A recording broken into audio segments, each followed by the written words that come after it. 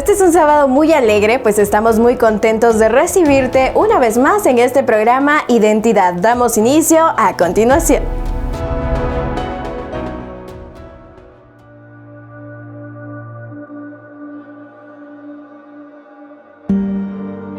Es fácil desviarse. Perderse en los laberintos de pertenencias. Perder la perspectiva de quién eres.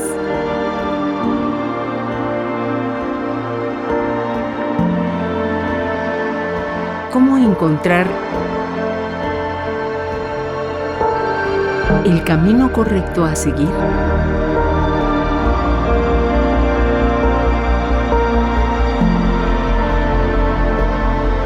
Para descubrir por qué Dios te hizo.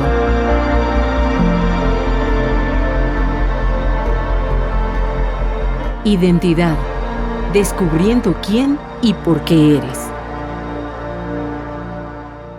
El resumen de la lección de esta semana lleva por título Espera en el Señor.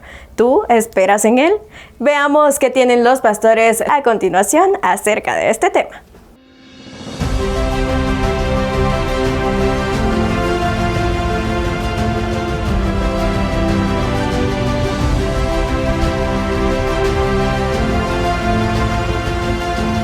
Unión Radio presenta Lecciones de la Biblia.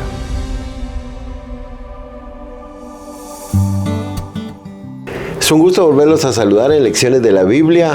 Esta ocasión estudiaremos la lección número 12, que se titula Adoración sin fin, y nuevamente me acompaña el pastor Álvaro Escalante para hacer la presentación del estudio de esta semana. Claro que sí, pastor.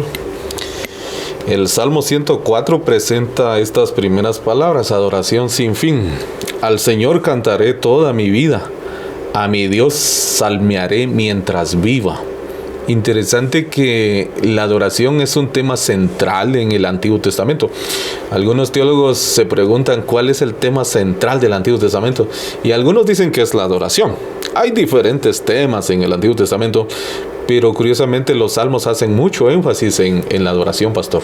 Así es, y como los salmos son cantos, porque es un salterio, un himnario, podríamos llamarlo, entonces van a haber muchos que su énfasis es la adoración. Y hay varios de esos salmos que ahora vamos a estudiar. Uno de ellos, el Salmo 134, dice: desde Sión te bendiga Jehová, el cual ha hecho los cielos y la tierra. Adorar a Dios por ser el creador. Eso es uno de los temas importantes. ¿Por qué adoramos a Dios? Si hablamos de adoración, tenemos que tener uso de razón para adorarlo. No podemos presentarlo sin entender por qué lo voy a adorar. Y una de las razones por la cual lo voy a adorar es porque es el creador. Esa es la respuesta de un corazón agradecido, ¿verdad? Porque cuando nosotros leemos los salmos nos damos cuenta que Dios nos hace grandes favores. Dios nos bendice de diversas maneras. Ahora la pregunta es: ¿cómo respondemos nosotros a esos favores de Dios? Lógicamente es entregando nuestra vida completamente a Dios, o sea, en la adoración. Y qué bueno este salmo que usted menciona, porque nos damos cuenta que uno de los grandes motivos para adorar a Dios es precisamente que Dios es el creador, pastor. Así es. Y los salmos describen a los adoradores como siervos de Dios. Porque el adorador no solamente se va a conformar con presentarse en el templo y hacer allí una demostración de que adora a Dios, de que lo reconoce como creador, sino también se constituye en un siervo de Dios. Por eso los salmos hablan de que la persona que está adorando es un siervo, o sea, un servidor, una persona que deja que Dios guíe su vida. Entonces, por eso también en un momento dice que deben adorar los siervos de Dios.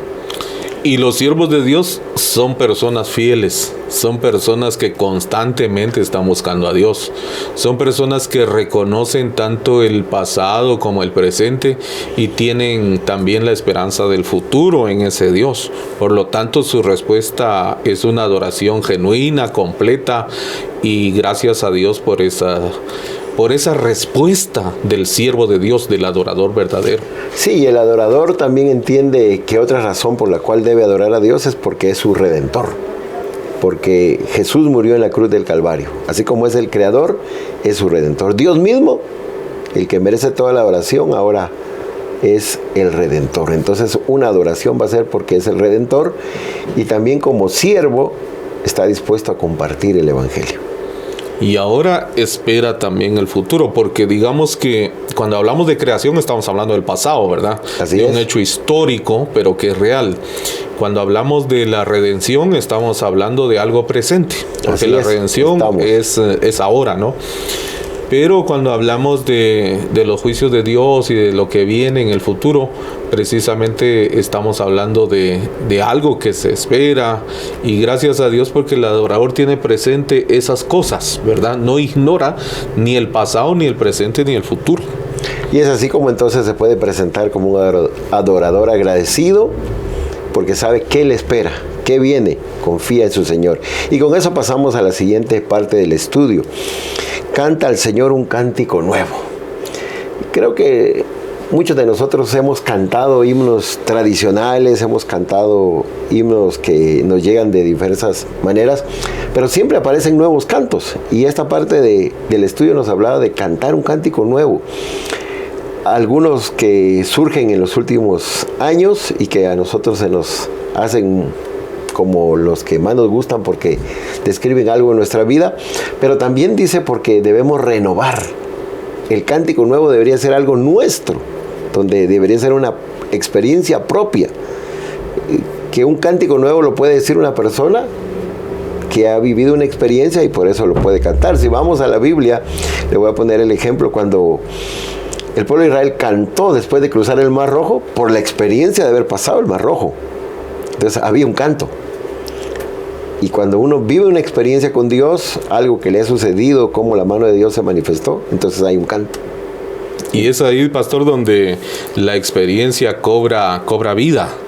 Porque, por ejemplo, usted tiene una experiencia en su vida y ha visto los milagros de Dios. Que no es la misma que la suya. Correcto. Sí. Y casi cada persona tendrá una experiencia muy particular. Y entonces cuando el Salmo está hablando de cántico nuevo, está hablando de la experiencia que se va renovando.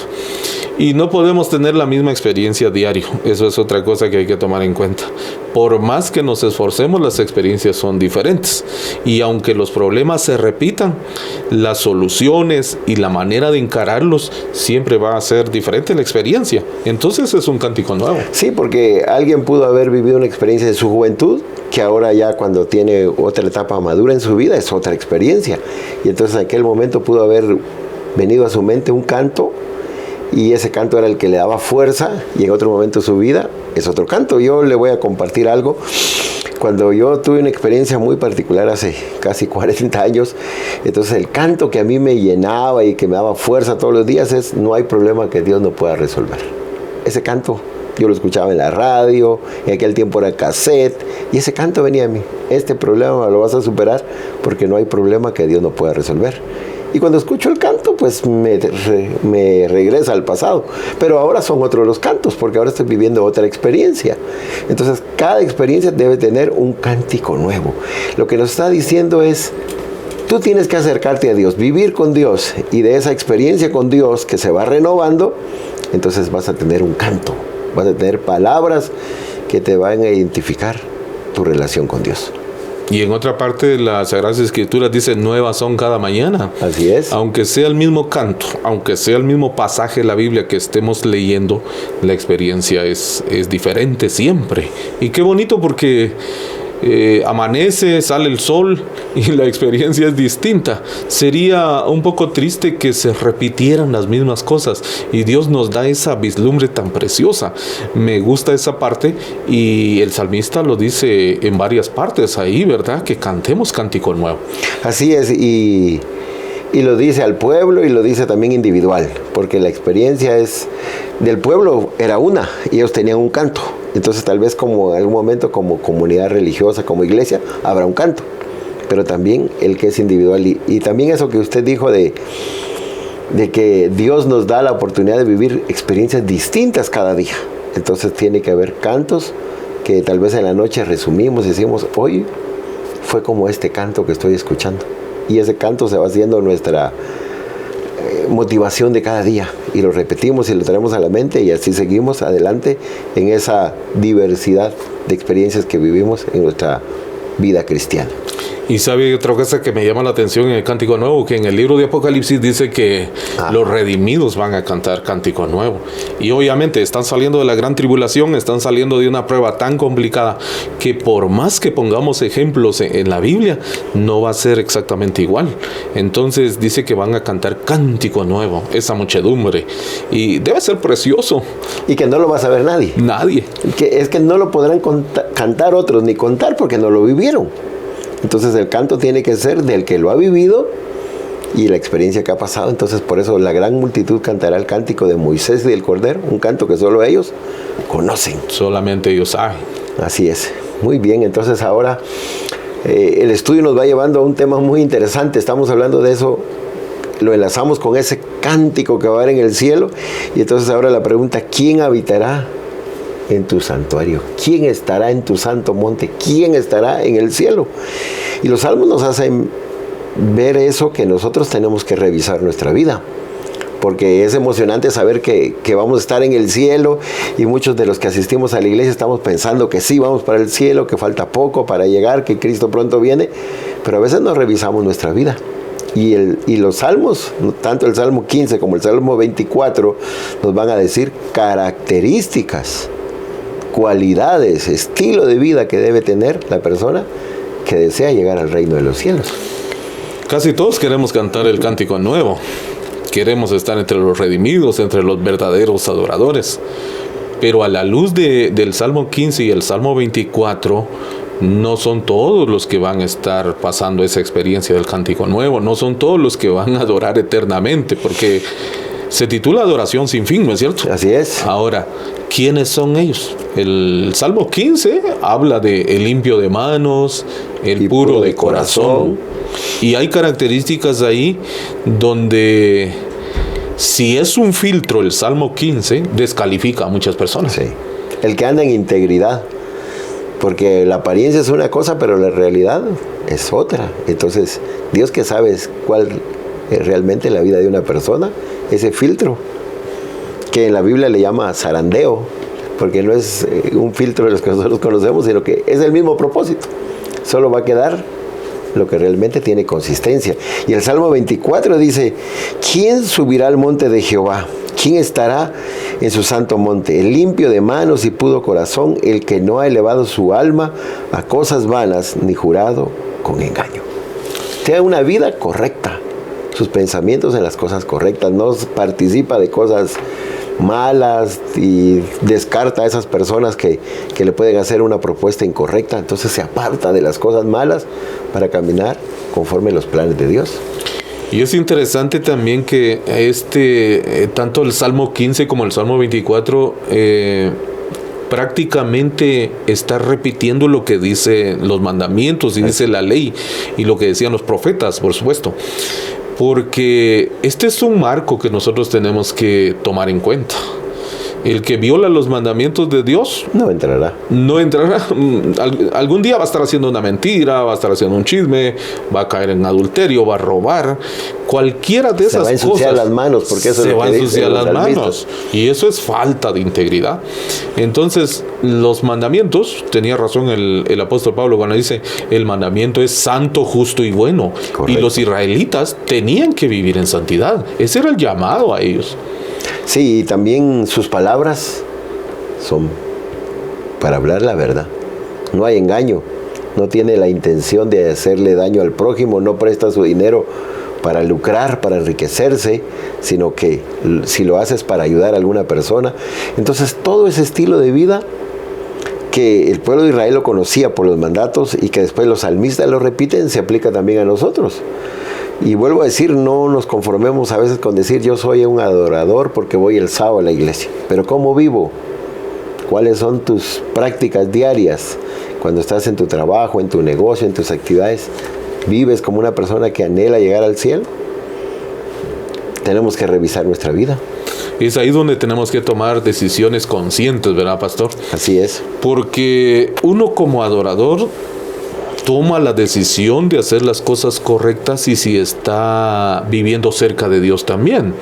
Y aquí ya no es cuestión de otra persona, aquí es individual. Aunque la adoración muchas veces es colectiva, la oración es en la hermandad, es en la iglesia, es con la familia, pero cuando se trata de hablar del Salmo 15, ahí estamos hablando de decisiones personales. Cada uno tiene que hacer eso. Así es, y también el Salmo dice, el Salmo 101, entenderé el camino de la perfección. ¿Qué nos está diciendo? Que es algo que lo tenemos claro. No puede ser que una persona diga, es que yo no he entendido bien. Si lo vamos a enseñar conforme lo que dijo Jesús en Mateo, sed pues vosotros perfectos, como mi Padre que está en los cielos es que perfecto como vuestro Padre. Sed vosotros santos. Entonces dice, entenderé el camino de la perfección, que no es una vida sin tachas, sino que es una vida conforme a la voluntad de Dios. Y entendemos que no podemos por nosotros, entonces acudimos a la gracia y a la misericordia de Dios. Ahí entra en juego la gracia, la misericordia de Dios. Tienen razón entonces los teólogos, ¿verdad? Que dicen que la mayor virtud o cualidad de un adorador es la integridad, ¿verdad? Porque aquí prácticamente se remarca el que va a entrar al santuario de Dios o el que va a estar en la presencia de Dios, el que va a ser un adorador sin fin es aquel que purificó su corazón y estuvo cerca de Cristo. Así es, porque el Señor conoce qué clase de adoradores somos. Si no tenemos un corazón limpio, entonces esa adoración no agrada al Señor. Y también la lección nos habló esta semana de que ese canto debe abarcar a todas las naciones, porque Dios desea salvar a todas las personas. Israel lo conocía, Israel por experiencia conocía qué era la relación con Dios, con Jehová Dios, el Dios de Israel, pero tenía que extenderse a las demás naciones. Más pueblos a su alrededor debían conocer a Dios y debían también un día cantar, adorar a Dios, porque ya habían tenido una experiencia del Dios verdadero. Ahora, hablando de adoradores, pastor, los adoradores también están allá afuera, ¿verdad? En el mundo, solo que están adorando de manera equivocada. Hay adoradores allá. Sinceros. Y sinceros y a veces con mayor íntegros sacrificio que nosotros. Así es. Yo he visto gente gritando ahí, haciendo cosas que uno no haría por otro o por ídolos falsos. Así que Dios tiene adoradores por allá. ¿Cuál es la misión? Entonces ahí entra el sentido misiológico. Nosotros tenemos que llevar este mensaje y procurar que otros canten este cántico nuevo. La evangelización está en juego y es nuestro deber que esos adoradores vengan y de verdad adoren en espíritu y en verdad. Así es, que conozcan al verdadero Dios, su verdadero mensaje, el evangelio eterno, porque esta misión de alcanzar a las demás naciones se relaciona con algo que la iglesia tiene muy claro y cada uno de nosotros siempre lo recordamos: el mensaje de los 3 ángeles. El mensaje del primer ángel: temed a Dios y darle gloria. O sea, cantar, adórenle, porque Él es el creador. Respeten a Dios, adórenlo, porque es el Señor que hizo los cielos y la tierra, pero que también traerá toda obra a juicio. Entonces las personas deben saber que es bueno y nos deleita y nos agrada participar de la adoración, pero también saber que hay un juicio. Y entonces ahí aquellos que no anden en integridad, no anden en caminos correctos, si no estamos haciendo las cosas bien, pues no esperemos llegar al cielo y participar de la adoración en las mansiones celestiales. Apocalipsis 14 es el centro de nuestro mensaje. Así es. Y identifica al remanente. Ahora, qué precioso es que nosotros no dejemos esta parte así tal vez suelta. Porque la adoración tiene que ver con el canto, tiene que ver con nuestros diezmos, nuestras ofrendas. La adoración tiene que ver con nuestra oración, nuestro estudio de la Biblia. Pero también La evangelización es parte de la adoración. Yo estoy adorando a Dios cuando estoy presentando este mensaje, y estoy presentando el verdadero mensaje, no como dicen algunos, gracia barata. No, cuando estamos presentando el mensaje de los 3 ángeles, y cuando estamos diciendo a la gente que ha llegado la hora de su juicio, también estamos adorando a Dios, y ese es el verdadero mensaje de adoración al final de cuentas. Así es, porque les estamos enseñando a otros a conocer al Dios verdadero, como Él realmente espera que se presenten los adoradores. Hay un sacrificio que Dios no acepta, y los israelitas tenían que escuchar este mensaje que aparece nuevamente en los Salmos. Cuando Dios no acepta ese tipo de sacrificios, lo habla el Salmo 40 y el Salmo 51, que vamos a leer parte de eso. Sacrificio y ofrenda no te agrada, holocausto y expiación no has demandado. No es que el salmista está diciendo no presenten, sino que hay razones por las cuales Dios no acepta los sacrificios. Dios mismo había instituido el sistema de los sacrificios, les había dicho qué tipo de sacrificios, por qué razones, cuál debía ser la ofrenda y los animales que debían ser sacrificados y presentados ante Él en holocausto. Pero hay momentos en que Dios dice, no quiero esos sacrificios, no me agradan. Lógicamente, porque la falta de espiritualidad descarta todos los sacrificios. Hay veces que nuestra adoración solo es exterior. A mí me pueden ver de rodillas ahí. Como hacían los fariseos. Como lo hacían ellos. Puedo estar cantando bonito y paso, pero cantar cualquiera canta. Al final de cuentas, a mí no me gusta esta frase, pero yo oí un predicador que dijo, hay unos cantantes que solo cantan y se mueren. Dice, estaba haciendo alusión a unos pajaritos, o como se llaman los insectos que cantan por esta época. Cantan y se mueren. Pero la adoración no consiste en eso. La adoración consiste en tener el corazón cerca de Dios. Así es. Y ese corazón cerca de Cristo nos lleva a tener una experiencia mayor. Y Dios sí acepta ese tipo de adoración. Una adoración donde mi corazón está contrito, está genuino, y donde estoy humillado delante de Dios. Y es que muchos israelitas se acostumbraron a los sacrificios nada más, y llevaban sus animalitos, el cordero, los machos, cabríos, y hacían el sacrificio, pero no cambiaban de vida.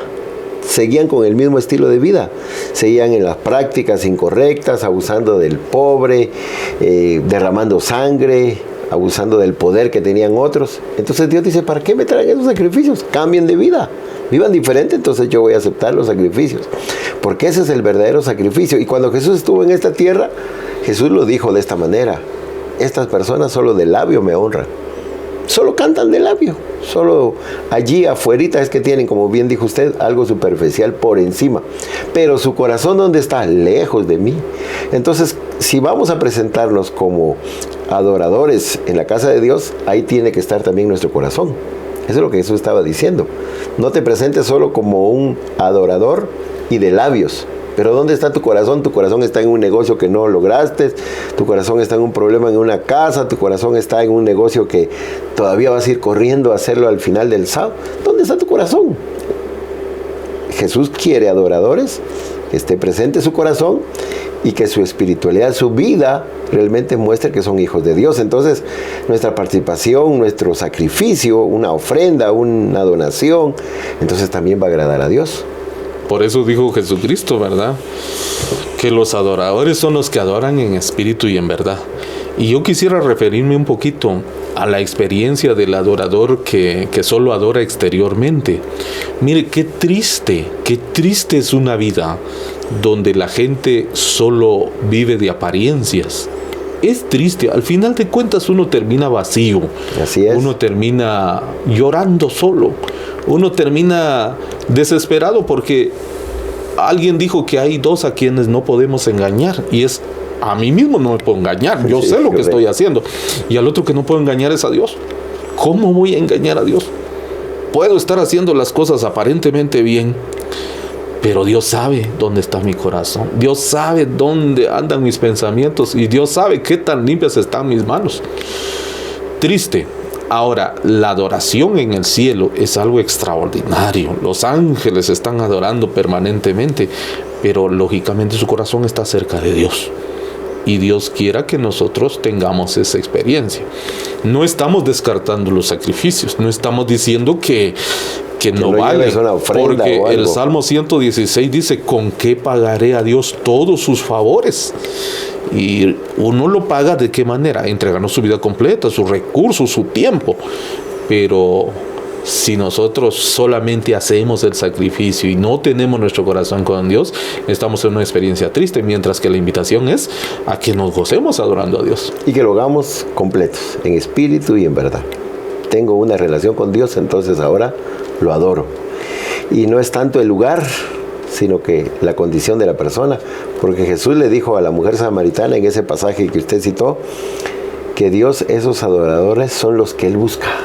No en este monte ni en otro monte, le dijo Jesús. No es lo importante el monte, es la calidad de vida, la forma en que la persona vive y cómo tiene su relación con Dios. Porque es triste, como usted lo decía, cuando a veces hay personas que llegan a dejar unos arreglos florales a la iglesia, o que yo voy a apoyar para comprar el equipo de sonido, o hermanos, yo voy a ayudar con esto. Pero ¿cómo está su vida? Si lo que Dios no quiere es esos recursos, Dios lo que quisiera es una vida entregada, consagrada a Él, una vida de un siervo de Dios. No solo las ofrendas, no solo los sacrificios o las cosas externas para ser visto.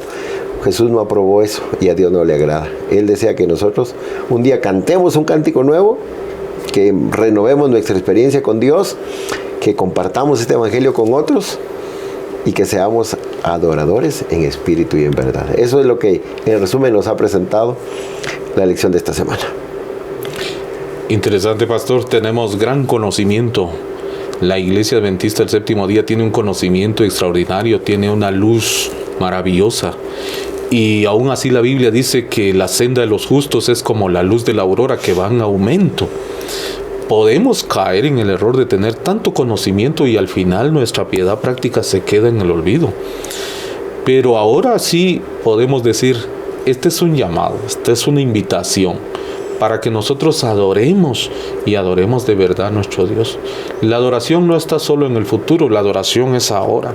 Ahora no se limita solo a los cantos, no se limita solamente a un himno, sino que la adoración va hasta lo más profundo. Los salmistas decían a veces hasta las entrañas, hasta los riñones, hasta lo más profundo de nuestro ser. Desde ahí va la adoración. Y eso no lo podemos esconder ante Dios. Nosotros nos pueden pasar el escáner, ¿no? Y lo único que detectan ahí será una diabetes, una presión alta, lo que sea. Pero Dios detecta el pecado, detecta el orgullo, detecta la envidia, los pensamientos, ¿verdad? Y ojalá nosotros nos convirtamos en adoradores que disfrutemos estar cerca del Señor y que sea dulce nuestra experiencia con Él. Ha sido una linda experiencia compartir esta lección y esperando que cada uno de los que nos ha visto, que nos sigue a través de las redes sociales de esta emisora, pueda tomar la mejor decisión, ser un adorador en espíritu y en verdad. Amén. Que evalúa su vida y que hace un sacrificio, una ofrenda, un presente que agrade al Señor. Que la mejor ofrenda somos nosotros mismos. Un sacrificio vivo, dijo el apóstol Pablo, eso es lo que más agrada a Dios. No tanto la cantidad o bien otras cosas, sino que nosotros mismos seamos ese sacrificio vivo. Damos gracias a Dios por esta oportunidad y te invitamos a que siempre sintonices la emisora y si tienes la oportunidad y sientes la necesidad, asistas a la iglesia. Te invitamos, puedes llegar a la iglesia adventista que esté más cerca de tu localidad. Así que esperamos que ahí puedas estar y desearíamos verte y conocerte y a través de las redes sociales en la emisora sigas aprendiendo lecciones de la Biblia. Vamos a finalizar con oración. Gracias nuestro Padre Celestial por esta oportunidad que nos diste de conocer más de tu palabra. Tú anhelas que nosotros seamos adoradores, fieles, siervos tuyos, que un día cantemos ese cántico en el reino de los cielos. Amén. Pero ahora nuestra vida tenemos que revisarla, tenemos que ver qué estamos haciendo conforme a tu voluntad y si algo no está en lo que tú nos enseñas, entonces es momento oportuno para pedir perdón, misericordia y con ese gran amor que tienes, limpiarás nuestra vida para que un día nos podamos presentar con manos limpias, con corazón íntegro delante de ti. Bendice a cada persona que está sintonizando, que está escuchando, tu misericordia alcance a cada persona que se arrepienta de todo corazón. Lo rogamos en el nombre de Jesús. Amén. Amén.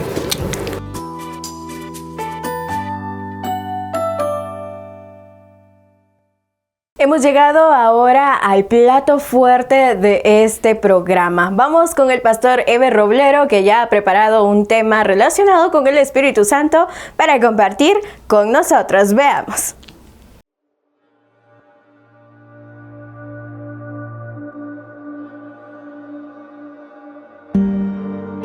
Es fácil desviarse. Perderse en los laberintos de pertenencias. Perder la perspectiva de quién eres.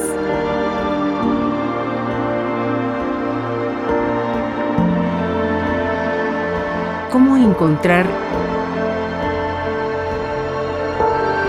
el camino correcto a seguir?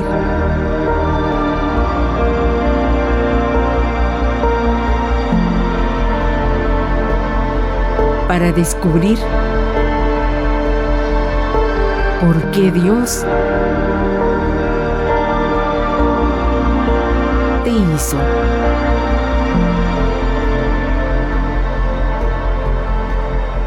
Identidad, descubriendo quién y por qué eres.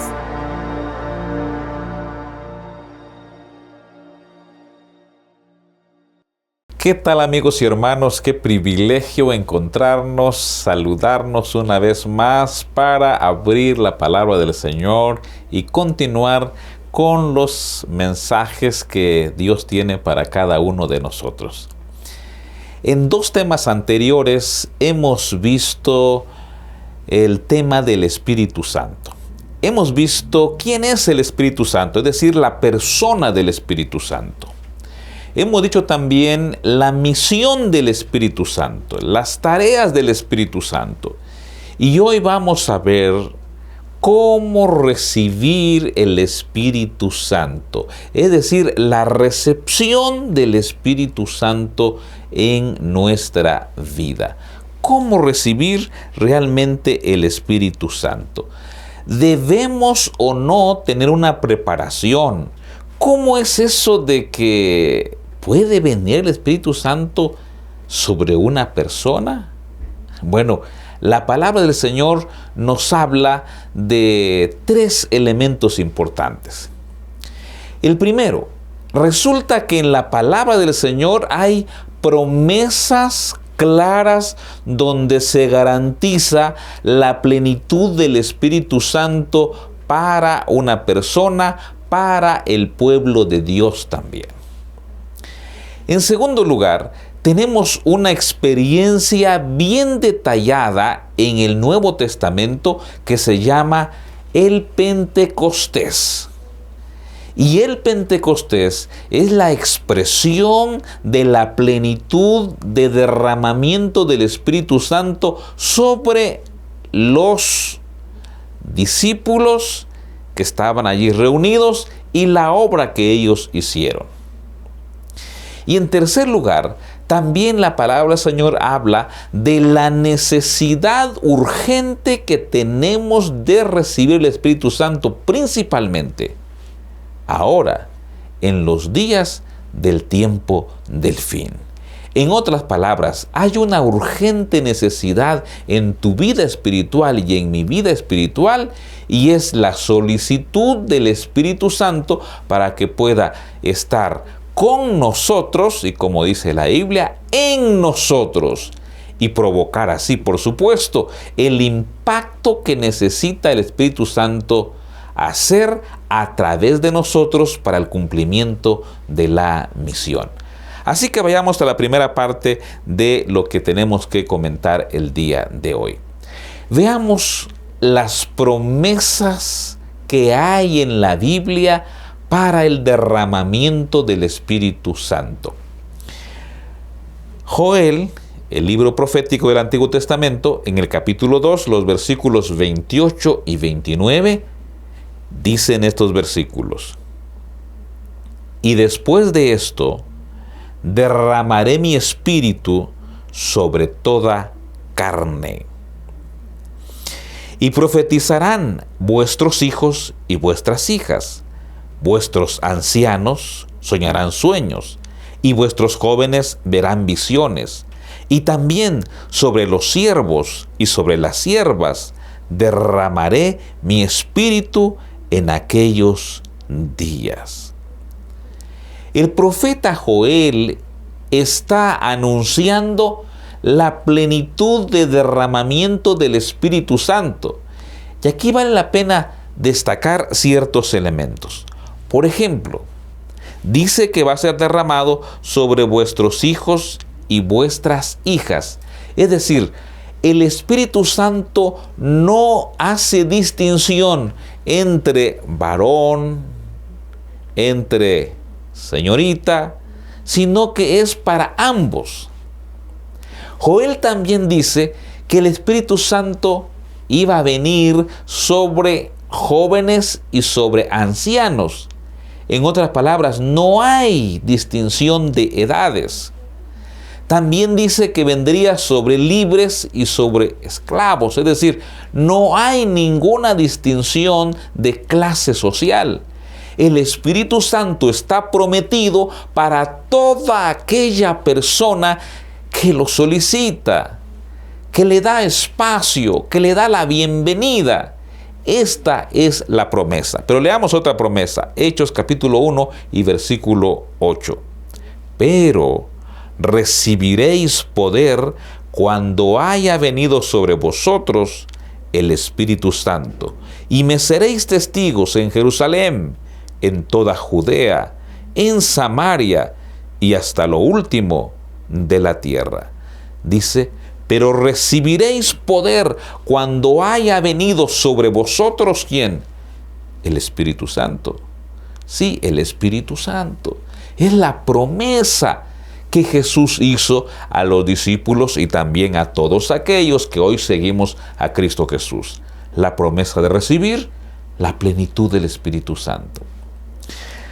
Hay otra promesa, Hechos 2:39, porque para vosotros es la promesa, y para vuestros hijos, y para los que están lejos, para cuantos el Señor nuestro Dios llame.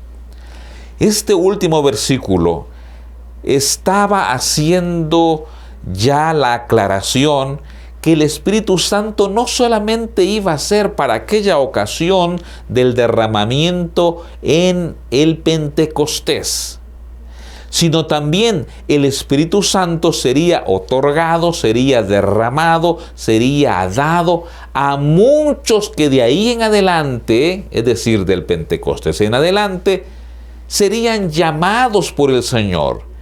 Y al ser llamados por el Señor, también se les promete el derramamiento del Espíritu Santo. En otras palabras, la promesa del Espíritu Santo es para tu vida, es para mi vida, es para nuestros jóvenes, para nuestros ancianos, para todos, principalmente para el pueblo de Dios, justo en el tiempo del fin, época en la cual estamos viviendo.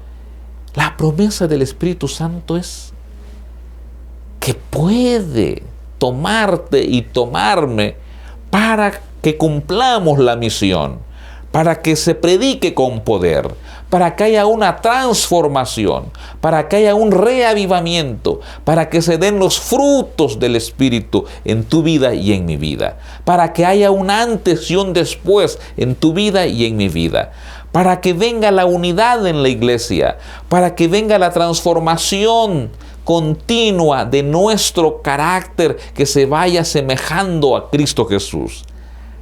Hay promesa para ti y para mí, promesa del derramamiento del Espíritu Santo. Reclamemos esa promesa, creamos esa promesa, vivamos esa promesa, experimentemos la bendición del Espíritu Santo en nuestra vida. Pasemos a la segunda parte.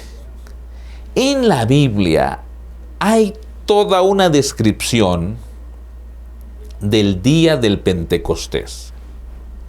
El Pentecostés ocurrió de una manera extraordinaria. De paso, para el pueblo de Israel, el Pentecostés era algo significativo. ¿Por qué? porque de esa manera ellos celebraban muchos eventos en la fiesta del Pentecostés. Por ejemplo, ellos hacían recordatorio que cuando salieron de Egipto, 50 días después, en el Sinaí, estaban recibiendo los 10 mandamientos. Ellos también celebraban que luego de la Pascua, 50 días después, tenía que haber una gran fiesta. Ellos también celebraban esa fiesta porque eran los frutos de la primavera del ciclo agrícola que ellos tenían. Así que se mezclaban todas esas importantes, diríamos, actividades que recordaban eventos que los tenían marcados a ellos, y por supuesto era entonces de una celebración extraordinaria. A pesar de que se había celebrado en años anteriores ese momento del Pentecostés, ahora en el Nuevo Testamento eso fue mucho más extraordinario con el derramamiento del Espíritu Santo. Ahora quiero invitarles a que podamos considerar realmente este evento del Pentecostés como algo que marcó no solamente a unas personas, al mundo entero. ¿Por qué? Veamos. ¿Cómo es posible que, por ejemplo, un jactancioso como Pedro llegara a ser ahora humilde solo con recibir el Espíritu Santo? No hay otra explicación. ¿Cómo es posible que un Tomás que dudaba ahora era un Tomás que tenía una fe al 100, a tal punto que estaba decidido a todo porque ya no dudaba de nada? Eso lo hizo el Espíritu Santo en la vida de este discípulo. ¿Cómo es posible que un Leví o un Mateo también, como se le conoce, que antes hacía fraude, ahora estaba dispuesto más bien a no quitar nada y narrar así todo un evangelio? Es extraordinario lo que provoca el Espíritu Santo en el ser humano. Es más, en la historia del pueblo de Dios, fue el Pentecostés, por decirlo así, que dio origen, ahí se inauguró la iglesia cristiana. Nace, por decirlo así, el cristianismo con el derramamiento pleno del Espíritu Santo en esos hombres que estaban allí. Siendo que es tan importante ese evento, veamos qué elementos hubo para que llegara a existir el Pentecostés allá con los discípulos. Esos elementos, esos preparativos, esos distintivos, esos detalles que ocurrieron allá, ahora tenemos que traerlos para acá, porque también somos discípulos del Señor, necesitados del Espíritu Santo, necesitados de predicar con poder, de enseñar con poder, de anunciar con poder. Veamos entonces. En primer lugar, dice la Biblia que ellos estaban unidos. Dice Hechos 2:1. Cuando llegó el día de Pentecostés, estaban todos unánimes juntos. La unidad debe ser el distintivo de la iglesia cristiana ahora. Jesús dijo, para que los demás crean, vean, observen y se convenzan, ustedes deben estar unidos. San Juan 17:21 dice, para que todos sean uno, como tú, oh Padre, en mí y yo en ti, que también ellos sean uno en nosotros, para que el mundo crea que tú me enviaste. La unidad. Sí, la unidad es básica, principalmente en la iglesia de Cristo Jesús. Si no hay unidad, no podemos pretender recibir la plenitud del Espíritu Santo. ¿Y por qué tenemos que estar unidos? Hay varias razones por las cuales estar unidos. Por ejemplo, tenemos que estar unidos porque tenemos a un creador en común. Quien te creó es Dios, quien me creó es Dios. Así que tenemos un creador común. Debemos estar unidos. Tenemos un redentor en común.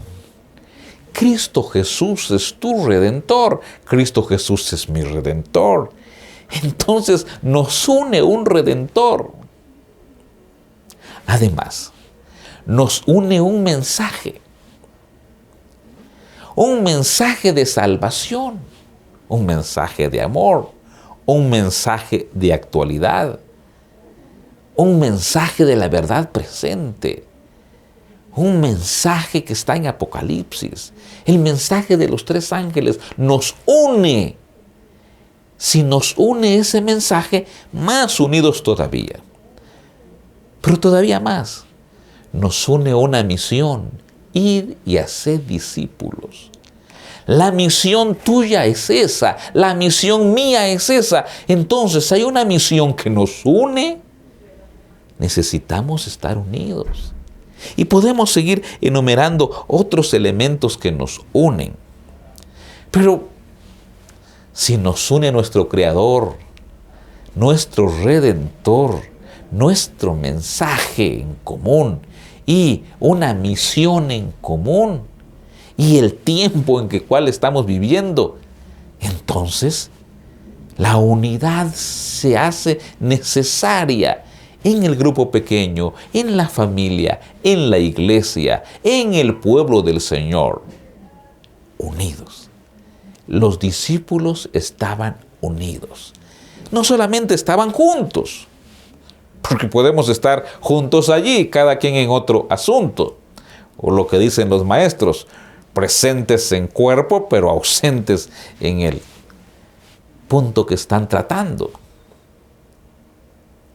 En segundo lugar, dice que los discípulos también, ellos estaban con un espíritu de humildad. Sí, estaban humildes.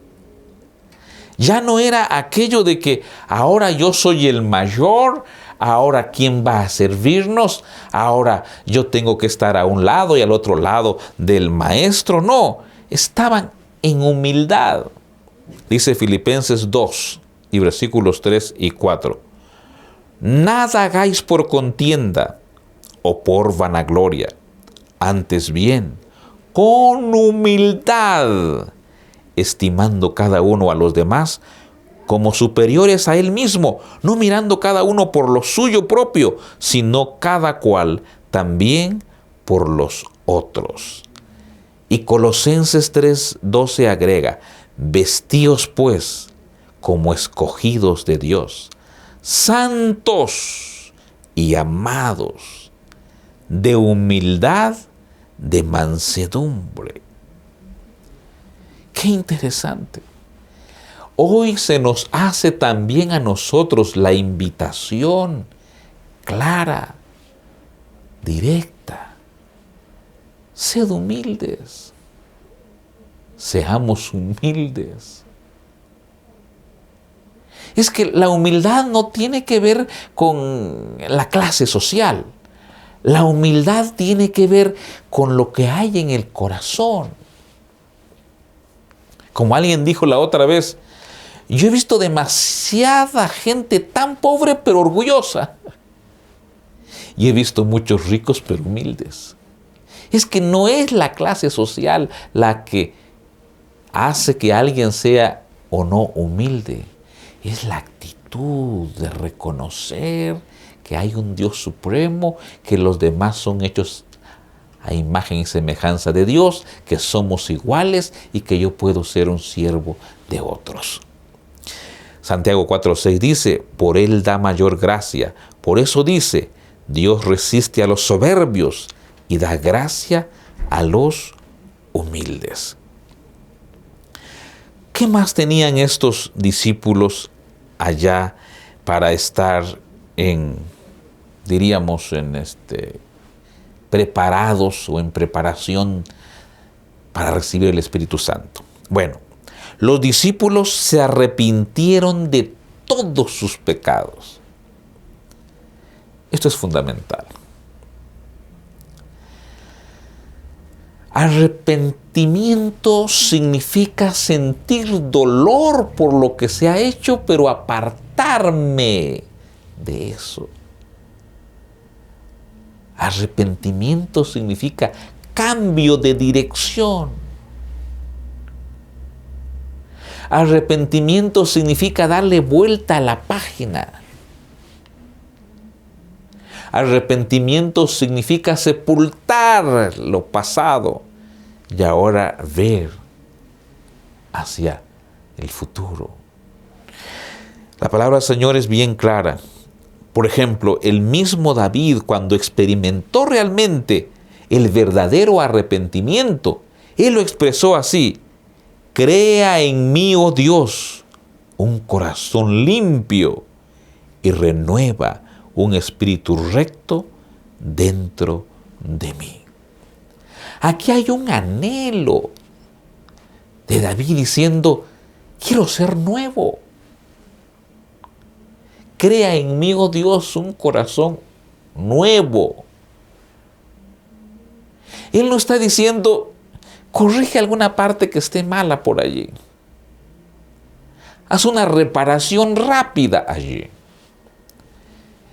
El verdadero arrepentimiento tiene que ver con dejarse transformar por Dios y que Dios te pueda hacer una nueva persona, pueda hacerme, digamos, una transformación tal que yo pueda decir: soy nueva persona. No soy el que era ayer, el que conociste hace 5 años. Soy una nueva persona porque he permitido que Dios me transforme.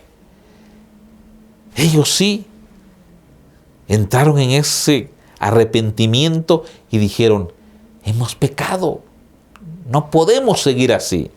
Por eso dice Proverbios 28:13, el que encubre sus pecados no prosperará, mas el que los confiesa se apartará. Interesante. Podemos ver muchos versículos más que nos invitan a arrepentirnos. Pero ¿qué más hicieron los discípulos allá? Los discípulos estaban dispuestos a obedecer a Jesús como Jesús obedeció a su Padre. La obediencia es importante en la recepción del Espíritu Santo. Jesús mismo dijo: así como yo he obedecido a mi Padre. Es que no podemos recibir el Espíritu Santo o pretender tener el Espíritu Santo si no somos obedientes a la palabra de Dios, si no somos obedientes a los mandatos de Dios, si no somos obedientes a los mandamientos del Señor. Si queremos hacer nuestra voluntad, entonces no vamos a ser obedientes a Dios. Los discípulos fueron obedientes al Señor. Y cuando eso ocurrió, unidad, humildad, obediencia. Cuando llegó a existir el arrepentimiento en los discípulos, por supuesto tembló, dice. Fue evidente el derramamiento del Espíritu Santo. Hubo transformación allí. Salieron para predicar con poder. Salieron para anunciar el Evangelio. No hubo barrera de idioma. El Espíritu Santo les dio el idioma que necesitaba este discípulo para predicar a este grupo de personas. Este discípulo con este idioma para predicar a este grupo de personas. Y cuando el Espíritu Santo se hizo presente allí, los corazones duros fueron derretidos. Las ideas erróneas fueron ahora, diríamos, reemplazadas por verdades que las tenían o no las habían comprendido. Pero ahora sí se vio la diferencia con la llegada del Espíritu Santo. Y con esto vamos a ir cerrando. Entonces, los discípulos estaban listos para testificar. Antes no lo estaban. Necesitaban del Espíritu Santo. Tú y yo ahora necesitamos del Espíritu Santo. Pero la gran pregunta es, ¿y para qué lo necesitamos? ¿Para qué lo necesitamos? La otra vez estaba revisando un libro que habla sobre el Espíritu Santo, o tenía un capítulo del Espíritu Santo. Y me llamó la atención muchas preguntas que el autor planteaba allí. Si no vamos a ir a predicar la palabra del Señor, entonces ¿para qué necesitamos el poder del Espíritu Santo? Si no vamos a ir a testificar, como los discípulos salieron, entonces ¿para qué necesitamos el Espíritu Santo? Si no deseamos ver miles de personas siendo bautizadas, entonces ¿para qué necesitamos el Espíritu Santo? En aquella ocasión, miles, 3,000 personas fueron añadidas en aquel día. ¿Te imaginas qué gran bautismo el que ocurrió? ¡Qué cansancio el de los que estaban bautizando! Quienes hemos bautizado más de 50 o 60 personas, podemos decir que sí cansa. ¿Te imaginas ya 3,000 personas? Pero si no queremos ver tantas personas venir a Cristo Jesús, ¿para qué solicitamos el Espíritu Santo? Si no queremos que el Espíritu Santo nos conduzca a toda verdad, porque ya vimos que la misión del Espíritu Santo es conducirnos a toda la verdad. Si no queremos obedecer la verdad de Dios, ¿para qué necesitamos el Espíritu Santo? El Espíritu Santo se necesita para cumplir la misión. No para ser nosotros famosos, no para que nos anden mencionando en diferentes redes. El Espíritu Santo no es incluso para traer fama o riqueza para alguien. El Espíritu Santo es el poder que se garantizó para predicar el Evangelio en Samaria, en Judea, hasta lo último de la tierra. El Espíritu Santo va a ser derramado para cumplir la misión de predicar el Evangelio a todo el mundo, a toda tribu, a toda nación. Para eso es el Espíritu Santo. El Espíritu Santo es para transformar vidas, caracteres, de mentirosos a veraces, de pecadores ahora, como dice el Nuevo Testamento, a santos. De pecadores a arrepentidos ahora, de manchados por el pecado a limpios por Cristo Jesús. Esa es la necesidad que tenemos hoy del Espíritu Santo. ¿Cuál es la misión que se nos hace grande, se nos hace difícil? No lo podemos hacer solo, necesitamos el Espíritu Santo. ¿Qué pecado es el que sigue en nuestro corazón? No lo podemos vencer solo, necesitamos arrepentirnos, necesitamos que el Espíritu Santo llegue, nos cambie, nos transforme, nos haga nuevos en Cristo Jesús. Yo te pregunto, ¿quieres solicitar el Espíritu Santo? ¿Lo necesitas de verdad? ¿Sabes qué dice la palabra del Señor? Dice así: pues si los hombres siendo malos saben dar buenas dádivas a sus hijos, cuánto más vuestro Padre que está en los cielos os dará el Espíritu Santo para aquellos que lo solicitan.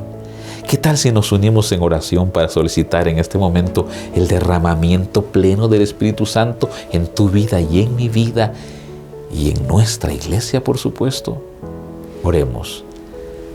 Querido Padre que estás en el cielo, gracias por enviar a Jesús para venir y buscar a los perdidos y dar su vida en rescate por la raza humana.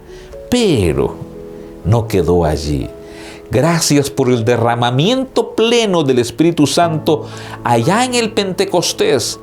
Y no quedó nada más allí. La promesa es para todos aquellos que hemos sido llamados para continuar siendo discípulos llenos de poder del Espíritu Santo, predicar con poder, enseñar con poder y ser transformados todos los días, y que ese sea el testimonio para otras personas que también deben llegar a los pies de Cristo Jesús.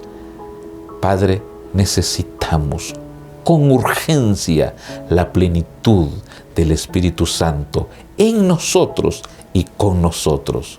Concédenoslo, por favor. Danos, Padre, el Espíritu Santo. Espíritu Santo, tienes un corazón aquí. Ven, entra, ocupa nuestro corazón, ocupa nuestra vida y haznos nuevos en Cristo Jesús. Oramos en el nombre de Jesús. Amén.